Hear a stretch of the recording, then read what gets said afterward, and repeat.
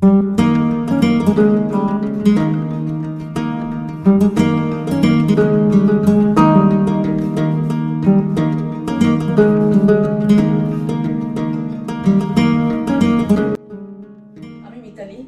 মিতালিতে শুভ নববর্ষের সবাইকে অনেক অনেক শুভেচ্ছা ও ভালোবাসা, আর ছোটদের অনেক ভালোবাসা আর বড়দের প্রণাম জানিয়ে আজকে আমি একটি নতুন ব্লগ আরম্ভ করব। একটু স্পেশাল ব্লগ তোমাদের সামনে নিয়ে এসেছি।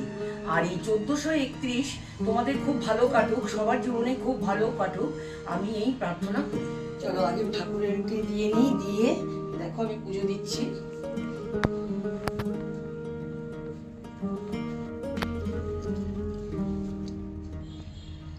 চলো পুজো দিয়ে নিচ্ছি। হ্যাঁ, তারপরে আমি পুজোটা করে তারপরে আমি ঠাকুর রান্নাঘরে চলে যাব।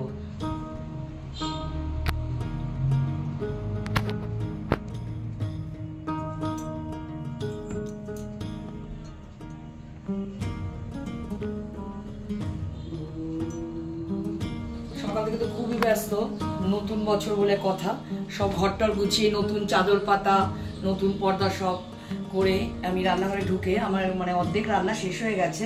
দেখো পাবদা হয়ে গেছে, এখন চিংড়ি হয়ে গেছে, গলদা চিংড়ি করেছি, একটু গরমকাল তো একটু পাতলা করে করেছি, আর দই কাতলা করেছি, আরও মাংসটা বাকি আছে। এবার চলো মাংসটা তোমাদের দেখাচ্ছি। এবার মাংসটা বসাবো। আমি আলুটাকে ভেজে নিলাম, এবার আমি মাংসটা দেখো ম্যারিনেট করে রেখে দিয়েছি। এবার আমি মাংসটা দিয়ে দেবো, সব দিয়ে দিয়েছি, এর মধ্যে যত রকম মশলা আছে সব মশলা দিয়ে দিয়েছি, তোমাদের আলাদা করে আর বললাম না।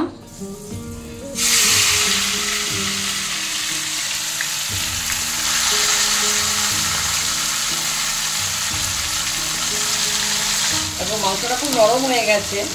আমি জিরের গুঁড়ো, ধনের গুঁড়ো, রসুন বাটা, কাঁচা লঙ্কা বাটা, পেঁয়াজ বাটা সব দিয়ে মাখিয়ে রেখেছিলাম, প্রায় 2 ঘন্টার মতো ম্যারিনেট করে রেখেছিলাম। এইবারে আমি মাংসটা কষাবো। মাংসটা 2 ঘন্টার মতো ম্যারিনেট করে রেখেছি, এবারে খুব নরম হয়ে গেছে দেখছি। এবার কষিয়ে তারপরে আমি প্রেসার কুকারে দেবো। এই 10 মিনিটের মতন কষিয়ে নেবো। আমি একটা গোটা রসুনও দিয়েছি এর মধ্যে, রসুন খেতে খুব ভালো লাগে। মতন কষিয়েছি। এবার দেখো তেল ছেড়ে এসছে, আমি কড়াইতে করেই করবো মাংসটা। দেখো কতটা তেল ছেড়ে এসছে। এইবারে আমি কিছুটা জল দেবো, দিয়ে আমি ঢেকে দেবো। এবারে আমি প্রেসার কুকার দেবো না, কারণ মাংসটা অর্ধেক সিদ্ধ হয়ে এসছে, আমার কড়াইতেই হয়ে যাবে। দেখো তেলটা কেমন ছেড়ে এসছে আর মাংসটা খুব সুসিদ্ধ হয়েছে। এবার আমি একটু গরম মশলা দিয়ে দিচ্ছি। মাংসটা হয়ে এসছে, মাংসটা নামিয়ে এবার আমি খাবারগুলো আস্তে আস্তে সার্ভ করছি। তোমাদের তো একটু সাসপেন্সে রেখেছিলাম। তা আজকে আমার দেখো নতুন ব্লগে কে এসছে, দাদা চলে এসছে। আচ্ছা, দাদা তো কে নিয়ে তো আমি কোনোদিনও বেশি ব্লগ করিনি। তোমরা অনেকে কমেন্টসে জানিয়েছো যে দাদাকে নিয়ে ব্লগ করা হয় না কেন। তা আজকে এই খাবারগুলো তৈরি করা হয়েছে দাদার জন্য, দেখো। আর দাদা এখন খাবে। আর শুভ নববর্ষ 1431। আজকে যে আয়োজন আমার জন্য করেছে আমি খুবই সন্তুষ্ট। এত সুন্দর আয়োজন আমি কোনোদিন ভাবতেও পারিনি। প্রথমবার আমি ওদের ব্লকে এলাম। তো আপনারা আশীর্বাদ করুন যাতে এই ব্লগটা দাঁড়ায়। এত সুন্দর আমি ভাবতেও পারিনি।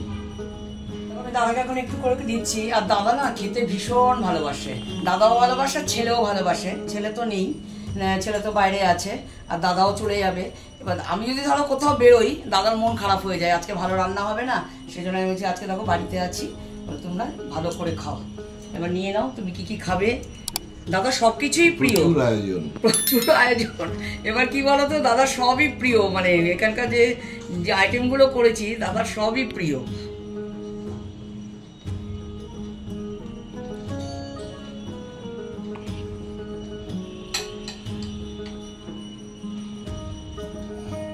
দেখো তোমার তুমি সবার থেকে একটু একটু করে নিয়ে আজকে বলো। আজকে একটু স্পেশাল করে রান্না করেছি, রোজই তো রান্না করি, কিন্তু একটু স্পেশাল। দেখো কোনটা ভালো হয়েছে, মাটনটা কেমন হয়েছে।